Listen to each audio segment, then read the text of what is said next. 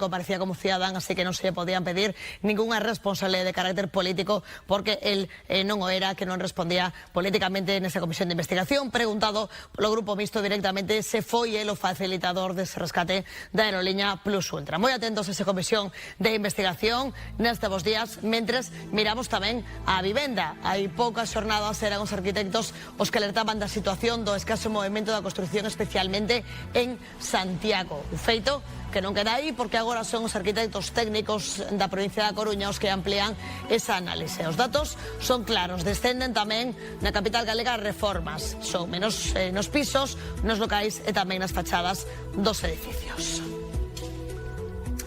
E vamos falalo con Víctor Porto, que é arquitecto técnico responsable do gabinete técnico do Colexio Oficial de Arquitectos Técnicos da provincia da Coruña. Que tal, Víctor? Moi bons días.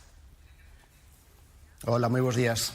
Retomamos tamén un pouco esa situación que falábamos tamén cos compañeros arquitectos dese descenso de vivenda nova, pero que tamén se amplía esa análise por parte dos arquitectos técnicos no tocante ás reformas. Que situación nos deixa todo este panorama respecto á construción na capital galega?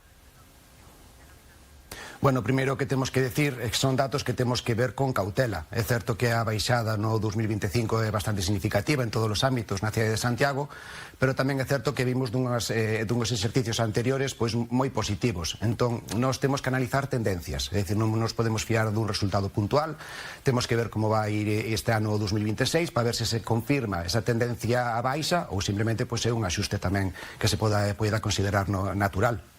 En esa tendencia, que queda claro que falamos de tendencias tamén a seguir de preto neste ano, Víctor, que é o que influe neste descenso, que si é un feito das cifras deste último 2025? Que influe para chegar a esta situación, a este contexto? Bueno, a ver, o que está claro é que hai factores nos que podemos intervir, que depende moito de nós. Por exemplo, o tema da tramitación nas licencias. Os prazos que se están a manexar nos concellos como Santiago pois son moi altos, pasamos dun ano de promedio, e se encima hai que pedir pois outra licencia vinculada á obra, como poida ser a ocupación de vía pública, pois ainda se amplía máis este prazo. Logo tamén pensamos que é moi importante incentivar a colaboración público-privada. Notamos en falta, por exemplo, en Santiago que non se establezca unha mesa sectorial, que si existe, por exemplo, en Ferrol e máis en Coruña, pois onde todos os axentes da edificación pois poidan compartir dúdas, propostas, solucións. En Coruña e en Santiago está funcionando moi ben, e se se establecese, perdón, en Coruña e en Ferrol, se se establecese en Santiago, pois pensamos que tamén sería moi positivo. Non sei se, Víctor, neste punto, falando sobre todo da parte máis das reformas, da rehabilitación, sobre ese cambios nas fachadas de edificios que estábamos tan afeitos a ver tamén na capital galega, a cuestión dos materiais, do contexto tamén internacional, que sí que marcou os últimos anos. Isto estáse notando tamén na evolución dos prezos, ou é un factor que non está influindo? A ver, estáse notando e moito. Nós, por exemplo, no noso sector temos o mesmo problema que noutros sectores. Por un lado, a falta de man de obra cualificada. Costa moito, pois toda esa man de obra, peóns, albanéis, oficiais, non se está repoñendo como se debería repoñer. Nós estamos intentando botar man do que é a industrialización, é dicir, todos esos procesos que se fan en obra, intentar que veñan industrializados xa de fábrica e desa maneira, pois, agilizar prazos e máis optimizar custos. A hora dos materiais, pois é o mesmo que cando imos facer a compra, tamén influe moitísimo a inflación, e o encarecemento, pois tamén hai que telo en conta, sí.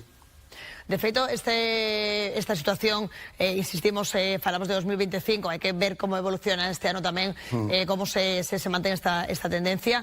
Dase no resto da provincia da Coruña analizada, sei que de menos maneira, pero tamén hai unha situación semellante, ou é algo máis exclusivo da capital galega, e por que entón é así? Está máis acentuado en Santiago. No resto da provincia, a verdade, que os resultados son continuistas en relación aos exercicios anteriores.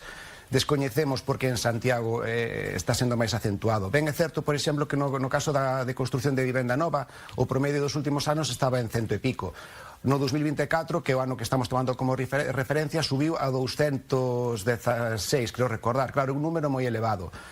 no 2025 baixou bastante, pero claro, tamén é moito contraste con respecto a un exercicio que foi moi elevado esa construcción de vivenda. Entón, temos que ver a ver como vai evolucionando este dato. Nos analizamos por trimestres anuais, ao finalizar o mes de marzo actualizaremos os datos, xa aí é onde poderemos ver se, insisto, se foi un axuste puntual porque nos anos anteriores se construiu bastante, ou se certamente, digamos, a tendencia é negativa, que entón sí que sería preocupante e habría que ver que tipo de medidas se poderían tomar. Con todo, en malia eses datos centrados, como insistimos, ou máis negativos, algo máis negativos na capital galega, Víctor, sí que dende os arquitectos técnicos amosades unha confianza, un optimismo no sector, non? Sobre todo pola ocupación laboral, que está pois en un nivel moi elevado. Totalmente, sí, agora mesmo é que o que comentábamos antes, non se dá atopado man de obra cualificada, e agora a perspectiva tamén é moi boa.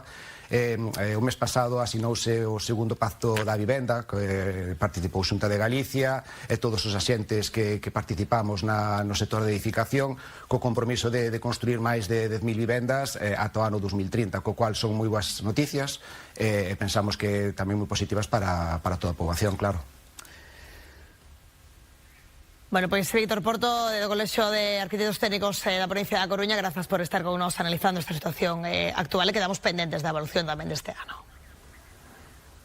Grazas a vos, un saúdo.